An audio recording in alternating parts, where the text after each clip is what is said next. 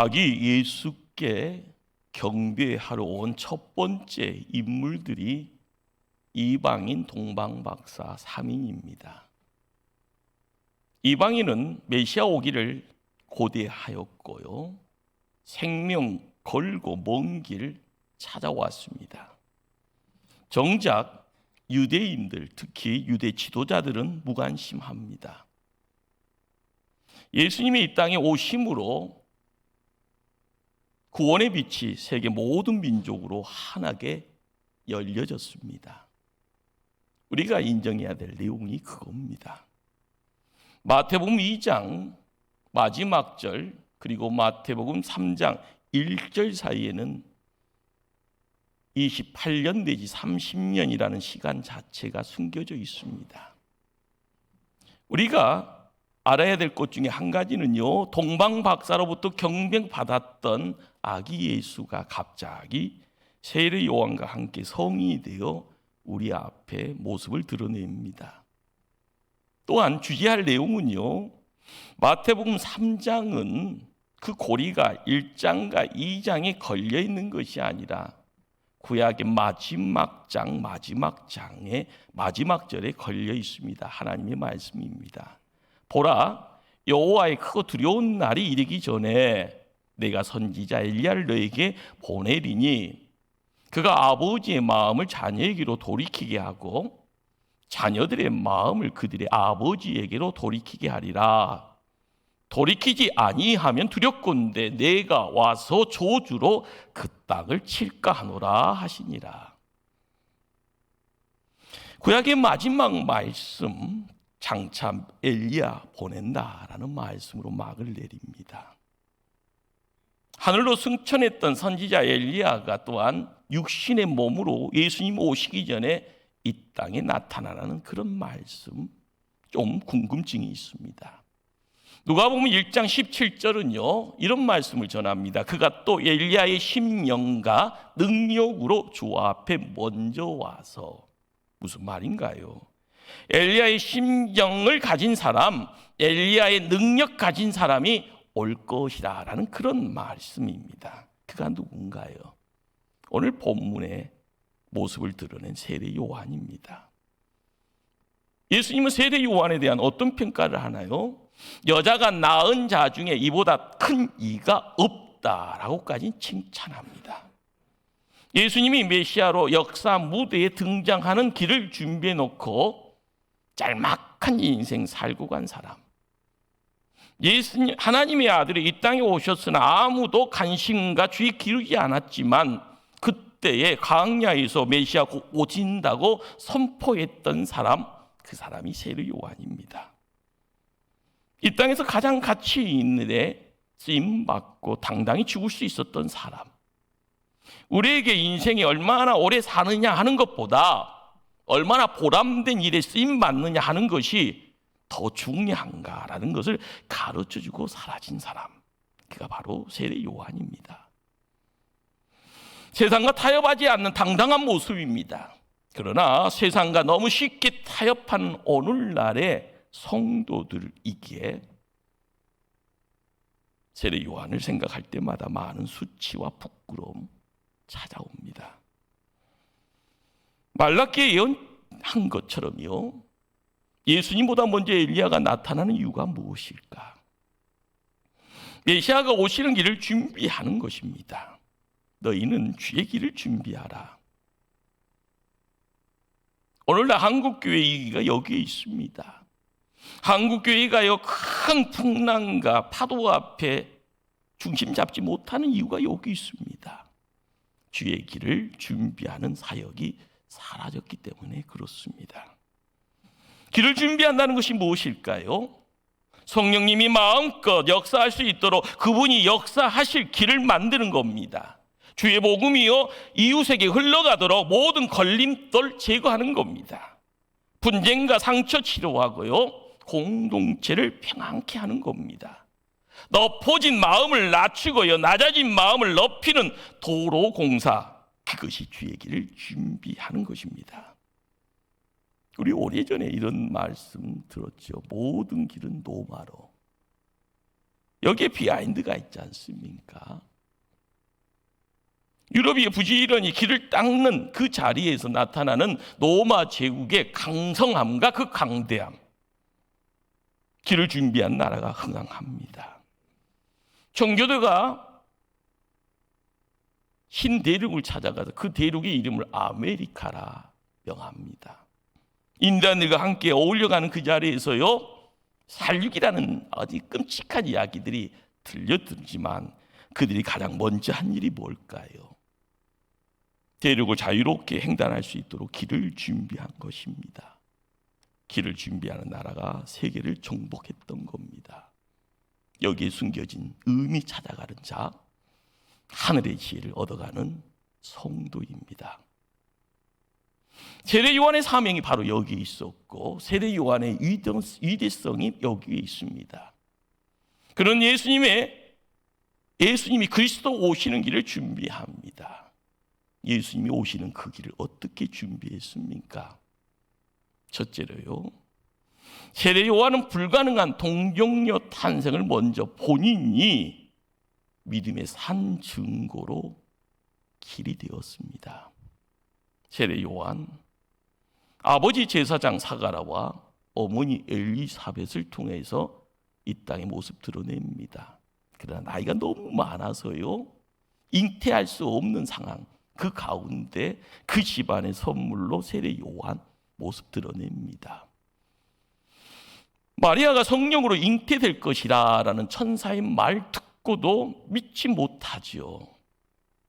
그 믿지 못함에 발걸음 옮겨올 때요, 성령님은 임신 6개월 된 늙은 엘리사벳을 보라고 합니다. 맞습니다. 성령님의 능력이면 동정녀의 몸에서도 구주가 나십니다. 성경은 이야기합니다. 하나님의 모든 말씀은 능하지 못하심이 없느니라. 할렐루야. 둘째로요, 세례 요한은 말씀의 길을 닦은 사람입니다. 세례 요한이 모습 드러내기 전까지 400년을 신구약의 암흑기라고 이야기하죠. 이유는요, 하나님의 말씀이 사라져버렸습니다. 백성들은 하늘 양식에 대한 목마름이 있었고요, 아브라함을 부르신 그 하나님의 음성이 어디에 간 것인가, 요셉을 사용했던 하나님의 손길이 어디에서 느낄 수 있는가, 모세를 인도했던 하나님의 지팡이를 어디서 찾을 수 있을까, 성군으로 이야기되는 다윗에게 약속하신 그 왕국은 언제 이루어질 것인가. 이때 세례 요한이 나타나 이제 곧 메시아 오신다고 예칩니다. 성경은 말합니다. 회개하라, 천국이 가까이 왔느니라. 무슨 말씀입니까? 마음 문을 활짝 열고요, 이전의 것에서 잘못 보았던 시선을요 교정하고 그 다음에는 기대하라고 외친 겁니다. 구약의 마지막 단어가요, 우리말 성경은요 이렇게 기록하죠. 저주로 그 땅을 칠까 하노라 하시니라. 한글 성경은 하시니라 라고 이야기됩니다. 그러나 히브리 원문의 언어를 찾아가게 되면요, 끝자락은 단어 하나입니다. 헬렘. 무슨 뜻인가 하면요, 저주라라는 의미를 갖고 있는 단어입니다. 우리는 구약의 마지막 단어를 통하여서 예수님 등장을 통하여서 상상할 수 있는 겁니다. 저주가 어떻게 하늘의 복으로 바뀔 것인가, 지옥 가는 인생이 어둠 속에서요 빛의 세상에 천국으로 옮겨져 갈 수 있는 것인가.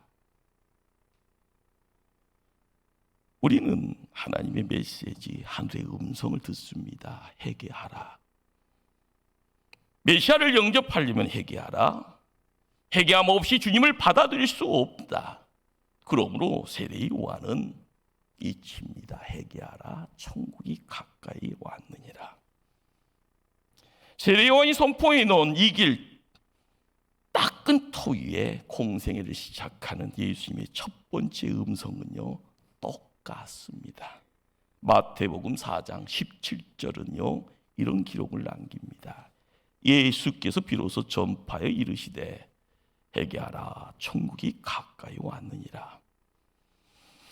세례 요한의 말씀과 예수님의 말씀은 똑같습니다. 세례 요한은 예수님이 말씀을요 마음껏 이 땅에 선포할 수 있도록 말씀 준비한 선지자였습니다. 이 세상에는 길 닦다가 힘들다고 포기하는 사람이 있습니다. 자기가 길 닦았다고 통용용 받고요 우쭐거리면서 힘주는 사람이 있습니다. 그러나 세례 요한 주의 길을 막는 불의한 세력들과 맞서 싸웁니다. 그리고 그의 목이 잘려서요 희롱의 쟁반이 올려집니다. 세례 요한 그는요 죽음으로 그 길을 준비했던 사람입니다.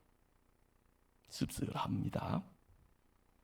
세례 요한 자신이 누구인가를 잘 압니다. 본인의 사역의 소중함 잘 알았습니다. 자기 자신의 한계가 어디까지인가를 잘 알았습니다. 세상엔 조금만 인정받으면 결핍하면 옳곤 하지요. 그러나 세례 요한은 자기 사역에 옳곤도 모자람도 없었던 사람입니다. 세례 요한에게 사람들이 너 누구냐라고 물었을 때 나는 그리스도 아니다라고 말합니다. 내 뒤에 올 사람이 흥해야 되고 나는 세야 한다. 나는 그분의 신발 들을 수도 없다. 감당할 수도 없다. 자격도 없다라고 이야기합니다. 단지 나는 광야에 예치는 자의 소리일 뿐이다. 그렇습니다. 소리는요 예쳐지고 사라지는 겁니다. 세례 요한의 죽음 시사하는 바가 있습니다. 사명자가 어떻게 살다가 어떻게 죽는가를 보여준 또 다른 길을 준비하는 사역입니다. 세례 요한의 순교는요 예수 그리스도의 십자가의 죽음을 준비하는 죽음이었던 겁니다. 이 땅에서 잘 사는 것이 인생의 전부가 아니며 단지 평안히 짓는 것이 인생의 목표 아닙니다. 보람있게 살다가 멋있게 죽으리라. 진리 따라 살다가 진리와 함께 죽으리라. 세례 요한 죽어서도 이 시대의 믿음의 성도들에게 큰 예침이 되어 함께합니다. 세례 요한이 선포했던 메시지 세 단어로 요약되어집니다. 첫째가요 회개하라, 둘째가요 세례받으라, 세 번째가 천국이 임한다입니다. 구약의 마지막 단어인 헬렘, 조지라고 이야기했죠. 단어를 통하여서 단적으로 죄 짓고 하나님 떠난 인간의 보잘것없는 모습이 그 단어에 함께합니다. 어떻게 하나님 나라가 열릴 것인가? 회개하라는 겁니다. 예수님 영접하고 세례 받으라고 합니다. 그 결론이요 천국을 선물로 받게 된다는 겁니다. 그러기에 우리가 인정하게 됩니다. 세례 요한이 선포한 회개라는 이 단어는요 구약과 신약의 연결고리가 되고요 지옥과 천국을 연결하는 다리가 되고요 구약의 저주와 신약의 축복을 연결하는 다리라는 겁니다. 회개하라, 메타노이아, 무슨 말인가요? 생각을 고치라는 겁니다. 기존 불순종에 살면서요 순종의 자리로 발걸음 옮기고요 몸을 완착시키라는 겁니다. 후회하고 그대로 사는 것이요 죽음이요 멸망이다라는 것을 인정하면은요 이제는 냉큼 돌아서라는 겁니다. 새로운 시대로, 새로운 시간으로, 새로운 몸으로요 하나님께 세움 받으라는 겁니다. 한 해를 마무리한 우리에게 던져지는 메시지입니다. 올해 하나님과의 정리되지 않는 문제, 아픔, 죄가 있으면 이 시간 깨끗이 정리하고 새로움으로 나아가십시오. 회개한 사람에게 주시는 선물이 천국입니다. 성경은요 이 천국에 대한 다양한 표현들을 이야기합니다. 하나님 나라, 하늘나라, 낙원, 아브라함의 꿈, 아버지의 집, 새하늘과 새 땅. 하나님 나라라는 이 표현 자체가 다양하다는 것은요 우리가 느끼는 하나님과의 감정, 교류가 다양한 겁니다. 건강복음이라고 이야기하면 마태, 마가, 누가 이 세 복음을 사복음 중에서 공감복음, 함께 시야가 비스무리하는 그런 어떤 책이라 해서 공감복음이라고 이야기하지요. 여기에요 121회의 표현이 하나님 나라입니다. 마태는요 주로 천국이라는 단어를 사용하고요, 마가와 누가는 좀 더 지성적인 느낌 주는 하나님 나라는 단어를 통하여서 비유대인들에게 복음을 설명을 합니다. 헬라인 이들은요 참 재미있는 사람들입니다. 하늘이라는 이 지역 자체가 신화에 나오는 많은 신들이 사는 공간입니다. 바로 하늘은요 신들이 사는 장소라는 거죠. 하늘나라, 천국, 그렇죠. 신들의 나라입니다. 그러기에 하늘나라라는 말을 쓸 수가 없었던 것 같습니다. 그러나 분명한 것은요, 천국과 하나님 나라는 동일한 개념이다라는 것. 나라가 되려면은요 세 가지가 필요하죠. 국민, 영토, 주권. 요즘 우리는요 현대인들이 땅이 최고다라고 이야기하잖아요. 구약 성경은요 하나님 백성들에게 가나안 땅을 보여주시고요, 가나안 땅에 들어가라고 하고요, 가나안 땅을 정복하라고 합니다. 그러나 어느 한 순간이 갑자기 쑥 하늘로 올라가 버립니다. 새 하늘과 새 땅으로요. 우리가 알아가야 될 것은요, 여기에 나타나는 이 나라는요 하나님의 통치다, 하나님의 다스림이다라는 의미입니다. 주기도문에서 나라가 임하옵시며라고 이야기합니다. 이 말은요 죽어서 천국 가게 해주세요 그런 뜻 아닙니다. 하나님 나라가 바로요 하나님의 통치, 하나님의 다스림이 내 안으로 온전히 들어와 나를 다스려 주시옵소서. 내 인생의 주인은 내가 아닙니다, 하나님입니다, 그런 뜻입니다. 그렇습니다. 천국은 죽어서 들어가는 영원한 낙원 아닙니다.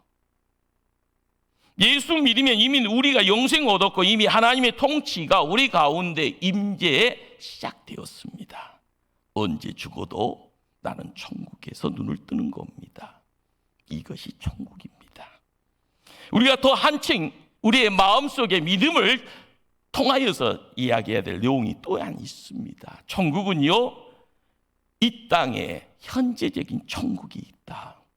미래적인 천국, 죽어서 가는 그 천국이 있다.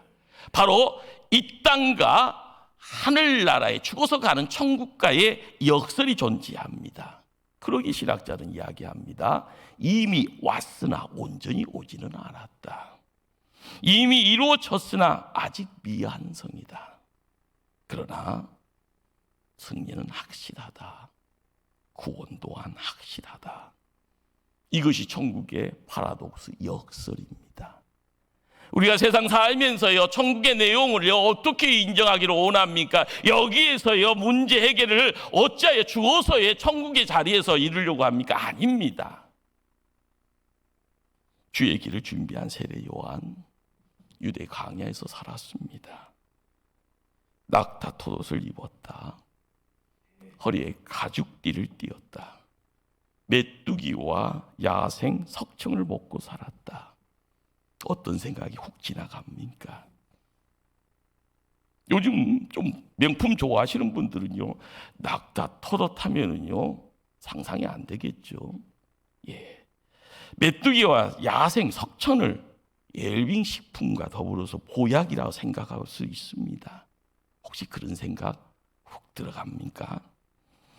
우리에겐 슬그머니 강야 생활의 구미 당기라고 던져주는 말씀 아닙니다.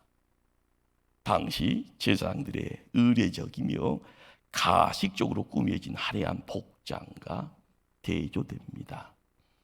기름진 고기 먹고 살았던 당시 지도자들과 대조됩니다.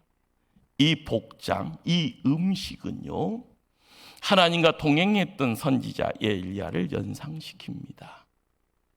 세례 요한이 하나님의 말씀을 가감없이 예칠 수 있었던 비밀이 바로 강야 생활에 있습니다.